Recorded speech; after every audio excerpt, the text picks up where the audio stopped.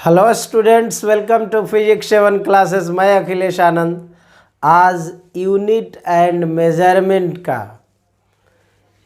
Dimension chapter को लेकर उपस्थित हुआ हूँ। ठीक है ना। तो आइए हम लोग डायमेंशन को डिस्कस करेंगे। यूनिट एंड डायमेंशन क्या है या यूनिट एंड मेजरमेंट क्या है, जिसमें कि यूनिट पर हम लोग डिस्कशन कंप्लीट कर चुके हैं। ठीक है ना। तो अभी हम लोग डायमेंशन की शुरुआत करेंगे। ठीक है ना। तो बेसिक बात पहले डायमेंशन का देखेंगे, उसके बाद डायमेंशन को लिखते कैसे हैं उसको भी हम लोगों को एनालाइज करना है, उसको भी हम लोगों को रीड करना है। ठीक है ना। तो डायमेंशन बेसिक चीज़ है और आप फिजिक्स में डायमेंशन आप जब भी क्वेश्चन वगैरह देखते होंगे बहुत सारे कंपटीशन या बोर्ड एग्जामिनेशंस का, तो उसमें आपको कहा जाता है कि कोई फिज़िकल क्वांटिटी है तो आप उसका डायमेंशन लिखो। तो पहले ये चीज़ समझना होगा कि डायमेंशन क्या है और लिखते कैसे हैं, उसके रूल्स रेगुलेशंस क्या हैं। ठीक है ना। तो वो सब क्लियर कर लेंगे, एक एक करके हम लोग उसको देखते हैं। ठीक है ना। तो आप डायमेंशन ईजिली लिख सकते हैं, ये हमारी गारंटी है। ठीक है ना। तो आप इस बात को समझिए कि डायमेंशन लिखना काफ़ी आसान है। पेपर और पेन लेकर बैठे रहेंगे, लेक्चर वीडियो को देखेंगे, मार्केबल पॉइंट को अगर लिखना चाहें तो लिख भी सकते हैं। और इस वीडियो लेक्चर में हम लोग एकदम क्लियर करने वाले हैं। डायमेंशन बहुत आसान चीज़ होता है, हालांकि जब हम लोग स्टेप वाइज नहीं जुड़े रहते हैं तो लगता है कि डायमेंशन थोड़ा सा टफ है। आप यूनिट के जितने भी लेक्चर वीडियो हैं उसको आप देखिएगा, उसमें लगभग 25 या 27 फिज़िकल क्वांटिटी जिसका यूनिट लिखना हम आपको बता चुके हैं, चाहे वो FPS में हो, CGS में हो, MKS में हो। अब डायमेंशन उसी के ग्राउंड पर चलेगा। आप यूनिट से अगर कंसल्ट या यूनिट को आप दिमाग में रख लिए होंगे तो डायमेंशन लिखने में कहीं कोई दिक्कत नहीं होगा। तो आइए अभी स्टार्ट करते हैं डायमेंशन को। ठीक है। तो हम लोग अभी डायमेंशन पर डिस्कशन शुरू करने से पहले थोड़ा सा अभी देख लेते हैं। यहाँ डायमेंशन हम लिखे हुए हैं। ठीक है ना। तो मेन भावना जो होता है वो ये होता है कि डायमेंशन कहते किसको है। तो बेसिक बात है, कंफ्यूज नहीं होंगे, जो कॉन्सेप्ट दे रहे हैं उसको आप जुड़िए। जैसे हम लिख दिए 4 to the power 3। क्या पढ़ते हैं आप अलजेब्रा में इसको? आप अलजेब्रा में पढ़िएगा ना 4, आप अलजेब्रा में पढ़िएगा 4 to the power 3, है ना। और इसको आप इजली भी लिख सकते हैं। यहाँ 4 आप 3 बार 4 करके मल्टीप्लाई कर दीजिएगा, कहिएगा 64 आएगा। अब यहाँ प्रश्न उठता है कि हम 4 to the power 3 को डायमेंशन में कैसे यूज़ करें। तो डायमेंशन में ये यूज़ नहीं होता है दोस्त, इसके कॉन्सेप्ट को समझना है। जैसे अभी यहाँ हम थोड़ा इसको माइग्रेट कर रहे हैं, हम 4 को रिप्लेस कर दिए, यहाँ m लिख दिए, या आप कहें L लिख देते हैं या T लिख देते हैं। ठीक है ना। कुछ भी लिख सकते हैं, इसके लिए दिक्कत नहीं है। बस m लिखेंगे तो मास का संबोधन होगा, L लिखेंगे तो लेंथ का होगा और T लिखेंगे तो टाइम का होगा। फिलहाल m लिखे हुए हैं, इस पर भी पावर हम 3 दे देते हैं। अब कहिएगा इसका और इसका मतलब, हम कहेंगे अब इसको पढ़ेंगे तो अब यहाँ कहिएगा m to the, देखिए अभी जगह हम छोड़ दे रहे हैं, यहाँ 3 लिख दे रहे हैं। अब यहाँ थोड़ा सा इसी को विवादित हम लोग किए हुए हैं, यहाँ से आपको इसी विवाद को समझना है तो डायमेंशन आपको क्लियर हो जाएगा। कहिएगा यहाँ विवाद क्या है, तो यहाँ जो आप इसको पावर बोले हुए हैं, ये क्या यहाँ पावर बोलना सही रहेगा? हम कहेंगे नहीं। क्यों वहाँ पावर बोले हैं? क्योंकि 4 जो है वो इंटीजर है, फ्रैक्शनल भी हो सकता है, कोई दिक्कत नहीं है, नंबर सिस्टम आप समझे होंगे। ठीक है ना। तो यहाँ इंटीजर पर आप इंटीजर पावर दिए हुए हैं, फ्रैक्शन पर फ्रैक्शनल पावर दे दीजिए, कोई दिक्कत नहीं है, या फ्रैक्शन पर इंटीजर दे दीजिए। यहाँ पर जो सिस्टम है वो एक मास है, मास मतलब फिजिकल क्वांटिटी है, और जब उस पर पावर दे देते हैं उसका मतलब अब यहाँ पावर नहीं कहेंगे, इसी को हम लोग डायमेंशन कहेंगे। तो अब कोई कन्फ्यूजन नहीं होगा कि dimension just like a power, जो डायमेंशन है वही क्या है? पावर है। दोनों अलग अलग चीज़ नहीं है, बस डेफिनेशन लिखने का देर है। यहाँ से आप डायमेंशन को क्लियर कर लेंगे। क्या कहेंगे यहाँ डायमेंशन में? देखिए बहुत इजीली आप यहाँ रीड कर सकते हैं। डायमेंशन हम लिख चुके हैं डेफिनेशन के साथ। यहाँ कहिएगा ये एक पावर है, जैसा कि हम आपको बताएं इंटीजर के ऊपर था तो पावर कह रहे थे, फिजिकल क्वांटिटी के ऊपर हो गया तो डायमेंशन। और ये एक पावर है जो कि फंडामेंटल क्वांटिटी के सिंबॉलिक रिप्रेजेंटेशन के ऊपर दिया जाता है, ठीक है ना। डायमेंशन को हम लोग जनरली मास के टर्म में लिखते हैं, लेंथ के टर्म में लिखते हैं, टाइम के टर्म में लिखते हैं, है ना। तो इसमें कोई कन्फ्यूज़न नहीं है।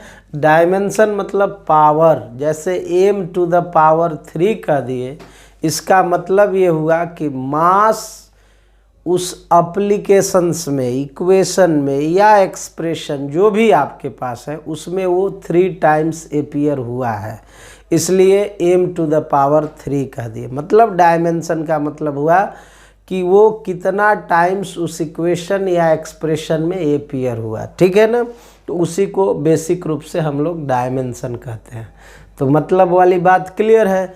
जैसे अभी एक एग्जाम्पल यहाँ हम लिख देते हैं, ठीक है। यहाँ लिख दिए। पहले तो ये बता दें कि डायमेंशन को हम लोग बिग ब्रैकेट से दिखाते हैं। ये जब भी बिग ब्रैकेट किसी फिजिकल क्वांटिटी के ऊपर लग गया तो समझ लीजिएगा वो डायमेंशन को रिप्रेजेंट कर रहा है। एक बात और देखिए, हमारे यूनिट सिस्टम 4 टाइप के होते हैं, FPS, CGS, MKS और SI। FPS को कोई यूनिट डायमेंशन से लेना देना नहीं है, CGS को लेना देना नहीं है, MKS को लेना देना नहीं है। SI यूनिट के बाद डायमेंशन को हम लोग लिख सकते हैं, ठीक है ना। तो SI यूनिट का पूरा कनेक्शन किससे है? डायमेंशन से। CGS, FPS और MKS का नहीं है। तो ये एनालाइज करना आपके लिए ज़रूरी है, ठीक है ना। यहाँ एग्जाम्पल देते हैं, जैसे हम फोर्स लिख दिए F का मतलब फोर्स। हर लेटर के साथ कोई ना कोई फिजिकल क्वांटिटी, जैसे P के साथ पावर हो गया, प्रेशर हो गया। नहीं, L लिखते हैं तो एंगुलर मोमेंटम कह देते हैं, P लिखते हैं तो लिनियर मोमेंटम कह देते हैं। उसी तरह F लिखे फोर्स। फोर्स का डायमेंशन होता है MLT-2। ये क्या बता रहा है? ये बता रहा है कि इस फोर्स में मास एक बार आया है, लेंथ एक बार आया है और टाइम 2 बार आया है। मतलब इस बात को कह सकते हैं force has dimension, force has dimension 1 in mass, 1 in mass, 1 in length और -2 in time, -2 in time। मतलब एक बार मास में है, एक बार लेंथ में है और एक बार जो है वो किस में है? टाइम में है। यही तीनों आपको जानना है ना। तो यही मतलब होता है डायमेंशन का। सीखे फोर्स हैज़ डायमेंशन 1 in मास कह दिए, 1 in लेंथ कह दिए, -2 in टाइम कह दिए और यहाँ पर ये बात लिखा हुआ है। तो सीरियसली अब कोई इशू नहीं है। डायमेंशन का मतलब आप समझ गए होंगे कि डायमेंशन का मीनिंग हुआ कि फोर्स की कोई टर्म पर जितना आप पावर दिए हुए हैं फिजिकल क्वांटिटी के ऊपर, वो फिजिकल क्वांटिटी उस इक्वेशन और एक्सप्रेशन में उतना टाइम्स अपना उपस्थिति दर्ज करा चुका है, ठीक है ना। तो बेसिक मतलब यही हुआ, इस चीज़ को समझेंगे, ठीक है ना। अगला जो टर्म्स इसमें आपको आता है, जनरली प्रॉब्लम जब आप बनाते हो तो उसमें पूछता है कि डायमेंशनल फॉर्मूला बताइए। तो विद्यार्थी थोड़ा कंफ्यूज रहता है, कभी कभी सोचता है कि डायमेंशन पूछता है, कभी कभी कहता है कि डायमेंशनल फॉर्मूला पूछ देता है। तो दोनों मीनिंग लगभग एक दूसरे से रिलेटेड है। डायमेंशनल फॉर्मूला कहें या डायमेंशंस कहें, एक ही मतलब हुआ। तो हम लोग डायमेंशनल फार्मूला पर भी थोड़ा डिस्कस कर दें ताकि आपको कहीं दिक्कत नहीं हो। तो यहाँ एक मतलब आपको बता देते हैं डायमेंशनल फार्मूला का। यहाँ डिस्कस कर देते हैं डायमेंशनल फार्मूला का। फिर हम वही एग्जाम्पल ले रहे हैं। फोर्स, आप क्या लिखे, फोर्स का डायमेंशन लिखे कि फोर्स का डायमेंशन होगा MLT-2। कहिएगा बार बार फोर्स ही भाई क्यों ले रहे हैं, हम कहें कोई भी ले लिए, पावर ही ले लेते हैं। पावर, इसका क्या लिखते हैं, या प्रेशर कहिए, इसका क्या लिखते हैं, ML-1T-2। ठीक है ना। और भी बहुत सारा डायमेंशनल फार्मूला हमको याद है, लिख सकते हैं। फिलहाल समझने के लिए काफ़ी है। आप ज़रा ध्यान दीजिए, ये मास है, ये लेंथ है, ये टाइम है, ये तीनों जो है ये किस श्रेणी में आता है, फंडामेंटल के लिस्ट में कि सप्लीमेंट्री के लिस्ट में। तो आप कहिएगा ये फंडामेंटल क्वांटिटी के लिस्ट में आता है। फंडामेंटल क्वांटिटी, यहाँ भी मास है, लेंथ है, टाइम है, ये भी फंडामेंटल क्वांटिटी के लिस्ट में आता है। ठीक है ना। लेकिन इस फोर्स की बात करें या इस प्रेशर की बात करें, यहाँ पर है ये फोर्स और प्रेशर, ये सब के सब किस में आता है, डिराइव्ड क्वांटिटी के लिस्ट में। किस में, डिराइव्ड क्वांटिटी। तो क्या बात क्लियर हुआ दोस्त, ये क्लियर हुआ कि फंडामेंटल क्वांटिटी हो या डिराइव्ड क्वांटिटी हो, ठीक है ना, दोनों एक दूसरे से रिलेटेड है। डिराइव्ड क्वांटिटी की संख्या 1 है, उसमें बहुत सारे फंडामेंटल क्वांटिटी रिलेट होके एक डिराइव्ड क्वांटिटी बना पा रहे हैं। ठीक है ना।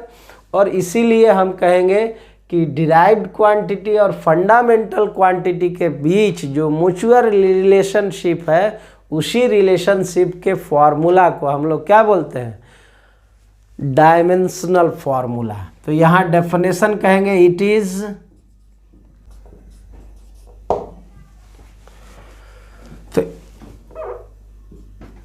तो इसी रिलेशन को कहते हैं it is an algebraic expression. देखिए यहाँ लिख दिए, ये एक अलजेब्रिक एक्सप्रेशन है। It is an algebraic expression. अच्छा, एक्सप्रेशन इक्वेशन का मतलब समझते हैं कि नहीं? हाँ, इक्वेशन इक्वल टू 0 हो जाता है ना, एक्सप्रेशन में इक्वल टू 0 नहीं कर पाते हम लोग। तो ये एक्सप्रेशन है, it is an algebraic expression which gives exact relation, जो एकदम एग्जैक्ट रिलेशन डिफाइन करता है किसके बीच, फंडामेंटल क्वांटिटी और डिराइव्ड क्वांटिटी के बीच। इसीलिए इस फार्मूला को हम लोग बोलते हैं डायमेंशनल फार्मूला। तो नो द कॉज में आप नहीं रहेंगे, ठीक है ना, आपको सब क्लियर हम कर दे रहे हैं। डायमेंशन हो या डायमेंशनल फार्मूला हो, दोनों का मतलब सेम होता है। ठीक है ना। डायमेंशन भी लिखने को कहे तो आप डायमेंशन ही लिखिएगा, और डायमेंशनल फार्मूला भी लिखने को कहे तो वही मीनिंग हुआ। ठीक है ना। बस कहने का तरीका अलग अलग है। डायमेंशनल फार्मूला कहता है तो रिलेशनशिप पर आधारित है, और डायमेंशन कहता है तो किसी फिजिकल क्वांटिटी का आपको डायमेंशन लिखना है। ठीक है ना। मीनिंग थोड़ा डिफरेंट है, बट दोनों का मतलब जो है घुमा फिरा के वही है। ठीक है। तो इसमें कोई कंफ्यूज नहीं होंगे।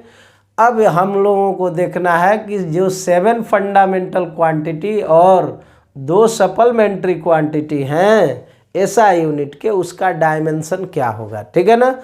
तो उस पर हम लोग अब बहस करते हैं। फंडामेंटल क्वांटिटी के 7 और सप्लीमेंट्री क्वांटिटी के 2, और उसको आप याद कर लेंगे तो आई होप दैट कि आपको डायमेंशन लिखने में कहीं कोई परेशानी नहीं होगा। तो चलिए अब हम लोग देखते हैं डायमेंशनल फार्मूला किसका, फंडामेंटल क्वांटिटी जिसमें 7 है और सप्लीमेंट्री क्वांटिटी जिसमें 2 है। और इस फंडामेंटल और सप्लीमेंट्री क्वांटिटी को याद कर लेते हैं तो डिराइव्ड क्वांटिटी लिखने में काफ़ी आसानी होगा। ठीक है ना। तो ये बात ध्यान रखिएगा। ठीक है ना। देखिए मेरे पीछे टेबल बना हुआ है, केवल हम आपको नाम यहाँ लिख दिए हैं। देखिए लेंथ है, मास है, टाइम है, थर्मोडायनामिक टेम्परेचर है, इलेक्ट्रिक करंट, ल्यूमिनस इंटेंसिटी और अमाउंट ऑफ सब्सटेंस, ये 7 नाम जो फंडामेंटल क्वांटिटी में आते हैं और 2 नाम सप्लीमेंट्री क्वांटिटी में, प्लेन एंगल, इसको एंगुलर डिस्प्लेसमेंट भी कहते हैं, सॉलिड एंगल, ये नाम हो गया। अब इसका एसआई यूनिट, सिंबल और डायमेंशनल फार्मूला। तो मेन आपको आज बहस जो है वो डायमेंशनल फार्मूला और फिजिकल क्वांटिटी पर है। ये तो हम केवल ऐसे दे दिए हैं ताकि आप याद रखेंगे। लेंथ का एसआई यूनिट आपको पता होगा मीटर है ना। सिंबल इसका एम लिखते हैं। मास का एसआई यूनिट किलोग्राम है। सिंबल इसका आप केजी लिखते हैं। और टाइम का एसआई यूनिट सेकेंड है और सिंबल क्या लिखते हैं, एस।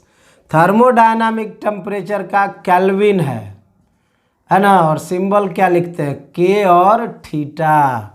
इलेक्ट्रिक करंट का एम्पियर है ना, सिंबल क्या लिखते हैं, ए। और ल्यूमिनस इंटेंसिटी का कैंडला है, सिंबल आप लिखते हैं सी डी। और अमाउंट ऑफ सब्सटेंस का मोल है, सिंबल आप लिखते हैं एम ओ एल। ठीक है ना। लेकिन हमको ये पहले से जानकारी था, आपको भी था। हमको डायमेंशनल फार्मूला तो बहुत आसान है। देखिए तो इसका पहला लेटर क्या लिखे हैं, एल है। पहला लेटर एल है, इसलिए डायमेंशन नो डाउट एल हो जाएगा, है ना। इसका पहला लेटर आप क्या माने हैं, एम। देखिए यूनिट इसका मीटर हुआ, डायमेंशन एल हुआ। इसका पहला लेटर एम है, यूनिट इसका केजी हुआ। डायमेंशन की बात करें तो एम कहिएगा, है ना। अब रह गया टाइम। टाइम का भी पहला लेटर टी है, तो यहाँ पर टी कह देंगे। ये 3 नाम हो गया, A L M T. Length का एल, मास का एम, टाइम का टी। कोई कन्फ्यूजन नहीं है, पहला लेटर आप कंसीडर कर लीजिएगा। ये जो 4 नाम है, इसमें अगर आप इस टी को फिर से ले लेते हैं तो देखिए इस टी में कन्फ्यूजन हो जाएगा ना। तो इसलिए कंसिडरेशन कन्वेंशनल चीज़ है, एक बार डिजाइन कर दिया गया, इसका कोई ओरिजिनल कॉन्सेप्ट नहीं है, बस मेमोराइज करना है आपको, याद रखनी है। ठीक है ना, एक बार तरीका से। तो अभी देखिए इसका यूनिट वाला ही हिस्सा ले लिए, केल्विन के था और थीटा था, इसी को हम डायमेंशन में यूज कर लिए। के लिखिए या थीटा लिखिए, तो इधर तो और आसान हो गया। यूनिट जो पहले से आ रहा था वही, इसमें जो यूनिट ए है आप ए इस्तेमाल कर लो, और नहीं तो स्टैंडर्ड होगा कि आप आई लिखो, है ना। कैंडला के लिए तो सी डी ही विकल्प है, और मोल के लिए तो मोल ही विकल्प है। तो इधर चारों के बारे में नहीं सोचना है। इधर 3 जो था वो लेटर से संबंधित हो गया, 4 उसका यूनिट और डायमेंशन सेम। ठीक है ना। रिप्रेजेंट प्लेन एंगल और सॉलिड एंगल, ऐसा यूनिट बहुत आप याद किए होंगे, रेडियन होता है, सिंबल आर ए डी होता है। ये स्टेरेडियन होता है, और सिंबल इसका आप लिखते हैं एस आर। ठीक है ना। लेकिन डायमेंशन में आप थोड़ा लकी हैं, क्योंकि दोनों का डायमेंशन जो है वो होता ही नहीं है। तब फिजिक्स में जब नहीं होता है तो उसको लेस कहते हैं हम लोग, मतलब डायमेंशन लेस। डायमेंशन लेस, ये हो गया डायमेंशन लेस। आप नीचे भी लिख सकते हैं डायमेंशन लेस। ठीक है ना। तो यहाँ कोई समस्या नहीं है। आप चाहें तो इसको 1 लिख सकते हैं, आप चाहें तो M0 L0 T0 भी लिख सकते हैं।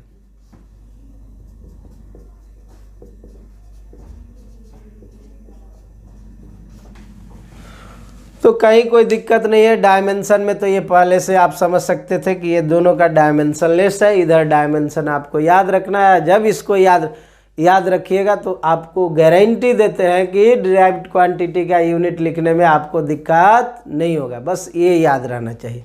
थोड़ा एक हम मशवरा यहाँ दे देंगे, जैसे आप लेंथ के बारे में देख सकते हैं, तो यही लेंथ जो है ब्रेड्थ का भी काम करता है। ब्रेड्थ, यही लेंथ जो है वो हाइट का भी काम करता है, हाइट। यही लेंथ जो है वो डिस्टेंस का भी काम करता है, और यही लेंथ जो है वो डिस्प्लेसमेंट का भी काम करता है। तो आप इसमें कहीं कंफ्यूज नहीं होंगे।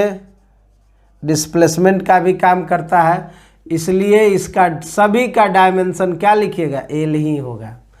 चाहे लेंथ का डायमेंशन लिखना हो, ब्रेड्थ का लिखना हो, हाइट का लिखना हो, डिस्टेंस का लिखना हो, डिस्प्लेसमेंट का।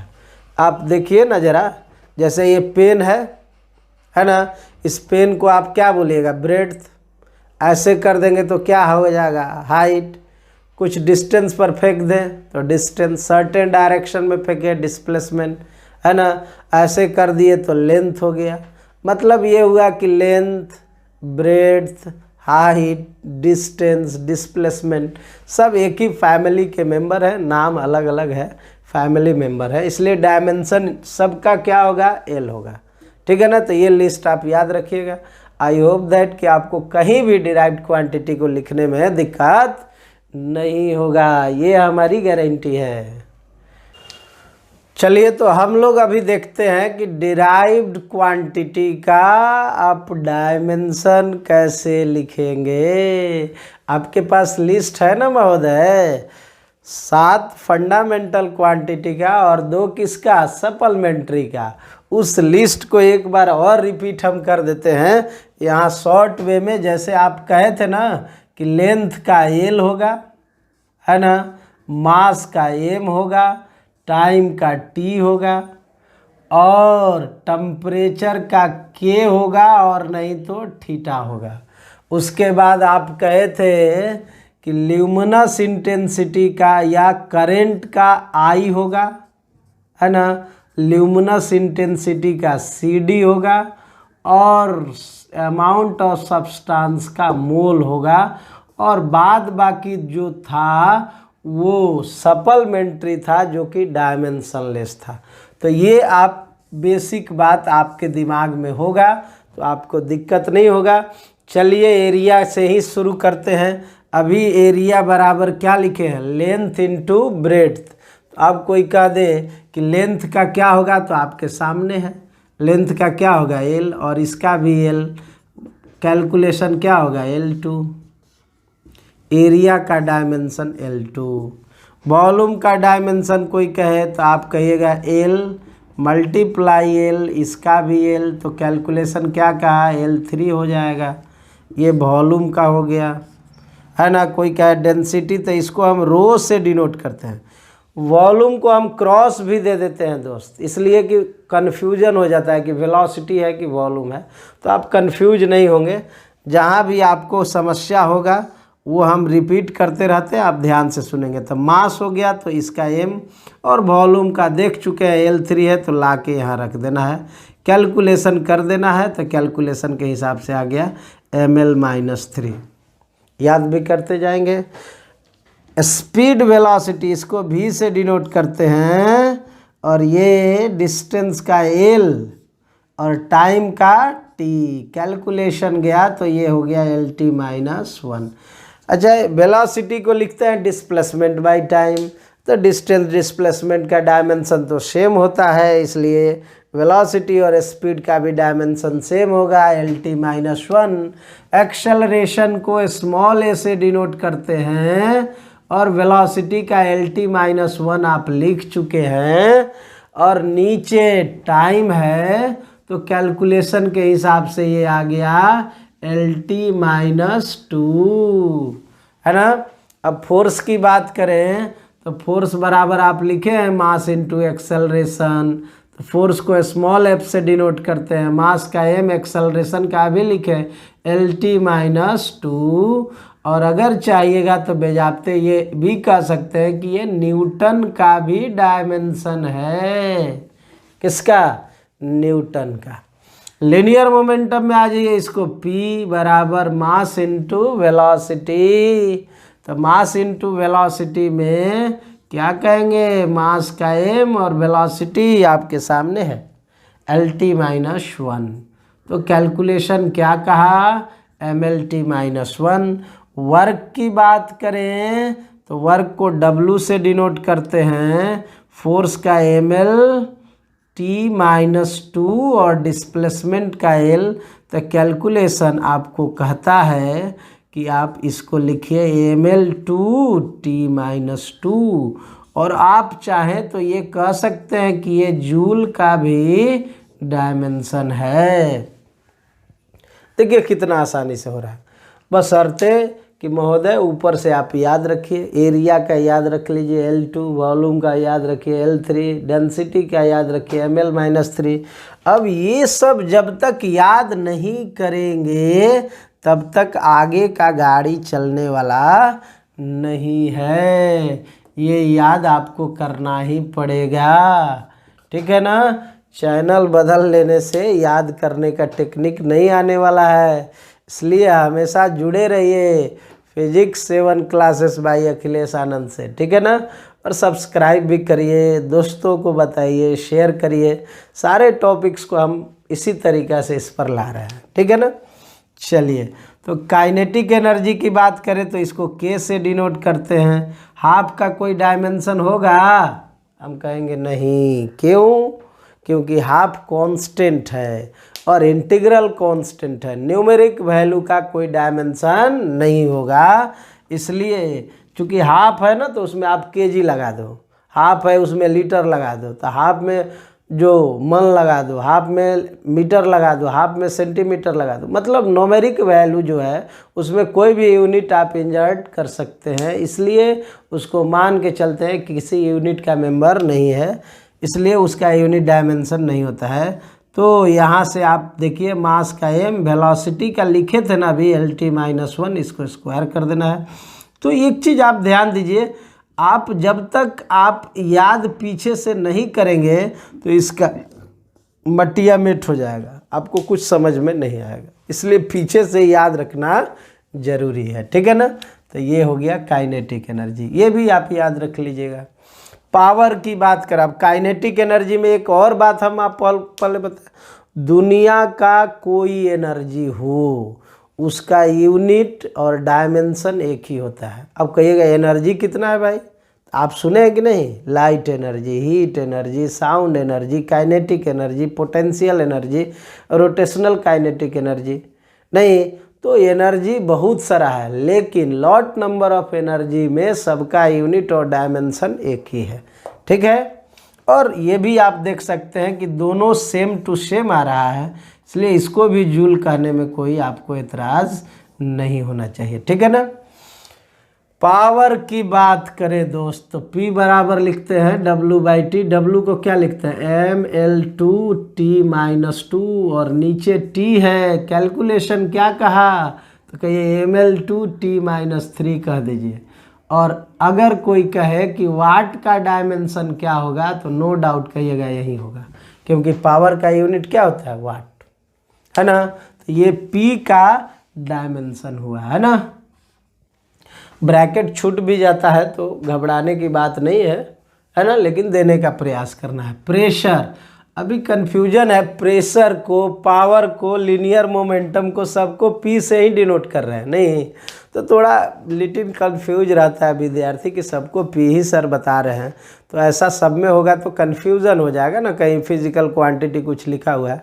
तो इसमें हम आपको एक सलाह देते हैं कि आपके पास लीटर मिला जुला के कितना है? 26 है, और फिजिकल क्वांटिटी 2600 है। तो आप समझ सकते हैं एक लीटर पर 2600 फिजिकल क्वांटिटी है, तो 1 लीटर पर 100 फिजिकल क्वांटिटी का लोड आ गया, है ना। इसलिए आप आइसोलेट कर लेंगे, ठीक है ना, उसके लिए कन्फ्यूजन नहीं होना है। जब प्रॉब्लम में ये आएगा तो आपको पता चलेगा ना कि ये प्रॉब्लम का इन्वायरमेंट क्या है, इसका इन्वायरमेंट के अकॉर्डिंग उसका हम लोग कैलकुलेशन या उसका नाम दे देंगे, है ना। प्रेशर है कि पावर है, अब जैसे हीट में आ गया, है ना, तो हीट में आ गया तो P का मतलब पावर तो होगा नहीं, क्योंकि हीट में कोई पावर नहीं चलता है। मैकेनिक्स में आ गया तो P का मतलब पावर हो जाएगा नहीं, और हीट में P का मतलब प्रेशर हो जाएगा। अब जैसे वॉल्यूम और वेलोसिटी दोनों को आप, है ना, तो वेलोसिटी अगर काइनामेटिक्स में यूज होता है, मोशन इन 1D में यूज होता है तो V फॉर वेलोसिटी, और वहीं हीट में यूज करें तो V फॉर वॉल्यूम। तो क्लाइमेक्स के या क्वेश्चन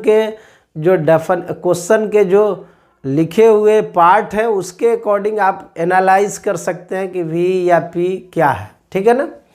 तो प्रेशर बराबर आप लिखते हैं फोर्स बाय एरिया। फोर्स का आप याद कर चुके हैं mL/T-2 और एरिया का L2। कैलकुलेशन हुआ तो क्या आया? mL-1T-2, है ना। और आपको बता दें कि अगर कोई पास्कल का भी आपसे सवाल करे क्या होगा डायमेंशन, तो कहिएगा यही होगा। टॉर्क की बात करें, टॉर्क को पहले तो एक अलग टर्म है, इसको टाउ बोला जाता है, इससे डिनोट करते हैं। टी लिख के हल्का यहाँ टेढ़ा कर दीजिएगा, है ना। तो फोर्स को अगर कोई कहे तो mlt-2 और परपेंडिकुलर डिस्टेंस एल, तो ये कितना आ जाएगा ml2t-2। जब परपेंडिकुलर डिस्टेंस में थोड़ा कन्फ्यूजन होता है, विद्यार्थी को सोचता है वो क्या है, तो आपको बता दें कि परपेंडिकुलर हो, पैरेलल हो, एलॉन्ग हो, अपोजिट हो, डिस्टेंस है ना, तो डिस्टेंस को किसी से कोई मतलब नहीं है, सबके लिए डायमेंशन सेम होते हैं। एंगुलर मोमेंटम की बात करें तो इसको एल से डिनोट करते हैं, और यहाँ लीनियर मोमेंटम है जो कि पहले हम डिस्कस कर चुके हैं कहीं। लीनियर मोमेंटम देखिए mlt-1 mlt-1 और परपेंडिकुलर डिस्टेंस का फिर एल, तो एल का डायमेंशन यहाँ अब क्लियर हो गया ml2t-1, है ना, ml2t-1। तो एंगुलर मोमेंटम हो गया, टॉर्क हो गया। तो ये 13 फिजिकल क्वांटिटी और 13 डिराइव है। तो बेस जिससे बनता है डायमेंशन को, उसी को हम बता देते हैं। 10-15 और है जिसको हम बता देते हैं, तो आपका एकदम क्लियर हो जाएगा डायमेंशन। बस यही 25 जो डायमेंशनल कॉन्सेप्ट है, इसको याद रखिएगा, एकदम डायमेंशन में बूस्टर का काम करेगा, कहीं आपको दिक्कत नहीं होगा, एकदम मेरी गारंटी है, ठीक है ना। तो इसको आप देख लें। तो अब हम लोग अगला लिस्ट देखते हैं। देखिए हम पीछे आपको दिए हुए हैं, फिर यहाँ लगभग 14 से शुरू है और 24 तक है, तो 10 नाम यहाँ भी है, और पहले हम 13 आपको बता चुके हैं, ठीक है ना। तो थोड़ा सा आप इस पर कॉन्शस होके आप देखिएगा, ध्यान दीजिएगा, और उम्मीद रखते हैं कि ये 24-25 आप याद रखेंगे तो डायमेंशन में कहीं दिक्कत नहीं होगा। हाँ, इसको लिखने के लिए पीछे वाले जो आपको बताया है उसको ध्यान में रखना होगा। जैसे आप सरफेस टेंशन लिख लो, हिंदी इसका पृष्ठ तनाव होता है, तो कोई क्या इसका डायमेंशन, तो आप आराम से लिखना सरफेस टेंशन का ST, इसका डायमेंशन। फोर्स का आप क्या लिखिएगा, फोर्स का डायमेंशन कोई कहे तो कहिएगा ये m होगा L-T-2 और नीचे लेंथ है। कैलकुलेशन क्या कहता है, L ख़त्म MT-2, कोई कन्फ्यूजन ही नहीं है, MT-2, ठीक है। उसी तरह स्प्रिंग कांस्टेंट भी फोर्स बाय लेंथ ही होता है, इसको K से डिनोट करते हैं। कोई बुक इसको फोर्स कांस्टेंट भी कहता है, तो बात एक ही है, स्प्रिंग कांस्टेंट कहें या फोर्स कांस्टेंट, ये भी MT-2। सरफेस एनर्जी की बात करें SE लिखते हैं, कभी कभी U भी लिखा जाता है ना। तो सरफेस एनर्जी को अगर कोई कहे डायमेंशन लिखिए, तो एनर्जी का क्या लिखते हैं ml2t-2 और एरिया का L2, फिर कैलकुलेशन यही आया MT-2, है ना। तो जो MT-2 यहाँ था, तीनों का MT-2 ही आया। इंटेंसिटी की बात करें I से डिनोट करते हैं बाबू, एनर्जी का ml2t-2, एरिया का L2, टाइम का T, मिला के क्या हो गया L2 ख़त्म MT-3। कोई दिक्कत। फ्रीक्वेंसी की बात करें, इसको न्यू से डिनोट करते हैं यहाँ, और ये 1/T हुआ, ऊपर जाएगा T-1 हो जाएगा। अब कोई कहे हर्ट्ज का फ्रीक्वेंसी, हर्ट्ज का डायमेंशन क्या होगा, तो कहिएगा यही होगा, क्योंकि हर्ट्ज यूनिट है फ्रीक्वेंसी का। इम्पल्स, इसको J से डिनोट करते हैं। इम्पल्स का फोर्स का ml2t-2 और टाइम का T, मिला के कितना हो गया mlt-1, है ना। देखिए लीनियर मोमेंटम और इम्पल्स का डायमेंशन सेम है, तो ये भी कभी कभी आपसे सवाल होता है। मोमेंट ऑफ इनर्शिया I से डिनोट करते हैं, मास का m है और डिस्टेंस का L2, है ना। तो I इक्वल टू क्या आ गया ml2, ये मोमेंट ऑफ इनर्शिया का डायमेंशन हुआ। आगे चले, स्प्रिंग स्पेसिफिक ग्रेविटी, ठीक है ना। ऊपर भी डेंसिटी है, नीचे भी डेंसिटी है, बताने की ज़रूरत नहीं है, ml-3 और नीचे भी ml-3। कैलकुलेशन कट जाएगा तो m0 L0 T0, यानी आप डायमेंशनलेस कहना, इसको क्या बोलना, डायमेंशनलेस, कोई दिक्कत नहीं। एंगुलर डिस्प्लेसमेंट उसी का दूसरा नाम प्लेन एंगल है, आप जानते होंगे, प्लेन एंगल बोले या एंगुलर डिस्प्लेसमेंट बोले। और ये पहले से पता है सप्लीमेंट्री क्वांटिटी है, ये डायमेंशनलेस ही होता है। m0 l0 t0 आप 1 कह दें या फिर डायमेंशनलेस कह दें, तीनों का मीनिंग क्या होता है, सेम 1 लिखो, m0 l0 t0 लिखो या डायमेंशनलेस लिखो। एंगुलर वेलोसिटी, इसको पहले तो ये बता दें कि इसको थीटा से डिनोट करते हैं, ठीक है ना। और इसमें एंगुलर वेलोसिटी को ओमेगा से डिनोट करते हैं, ये ओमेगा है, पहले भी बता चुके हैं, फिर हम लिख दे रहे हैं ओमेगा, है ना। एंगुलर डिस्प्लेसमेंट यहाँ आप समझ सकते हैं, ऊपर डायमेंशनलेस है 1/t, तो ये t-1 आ गया, मतलब एंगुलर वेलोसिटी और फ्रीक्वेंसी का डायमेंशन सेम है ना। इसको हम लोग डिनोट करते हैं किससे, एंगुलर एक्सेलरेशन अल्फ़ा से, और ये पहले भी हम कहें अल्फ़ा ऐसे लिखेंगे।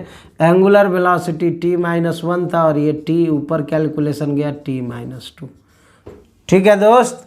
तो यही आप 24-25 जो भी डायमेंशन हम बताएं उसको याद रखेंगे, तो हम एकदम गारंटी के साथ कहते हैं कि डायमेंशन में कहीं कोई परेशानी नहीं होगा। आप इत्मीनान रहिए, पहले इतना याद कर लीजिए। देखिए हम अगला लेक्चर वीडियो में डायमेंशन का एक लिस्ट लेकर आते हैं, जो कि अमूमन जितने कॉम्पिटिटिव या बोर्ड एग्जामिनेशन में डायमेंशन पूछे हुए हैं उस सब का समावेश है। इसलिए आप इतना याद करके तैयार रहेंगे और फिर उसको देख लेंगे, कहीं आपको दिक्कत नहीं होगा, ठीक है ना। तो मिलते हैं नेक्स्ट लेक्चर वीडियो में, तब तक के लिए okay, bye bye, thank you. देखते रहिए, लोगों को सलाह देते रहिए और सब्सक्राइबर की संख्या बढ़ाते रहिए, व्यूअर्स की संख्या बढ़ाते रहिए। Love you.